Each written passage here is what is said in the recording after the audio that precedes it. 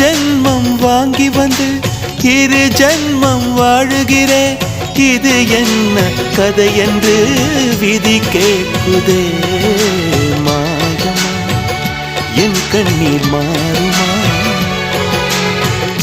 எங்கேயோ தொலைந்த விதை இங்கே வந்து பூத்ததென முல்லை பூ என்றிருந்தேன்.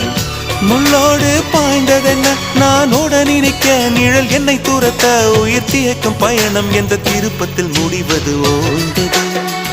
என் கால்கள் ஓய்ந்தது, தீர்ந்தது, கண்ணீரும் தீர்ந்தது.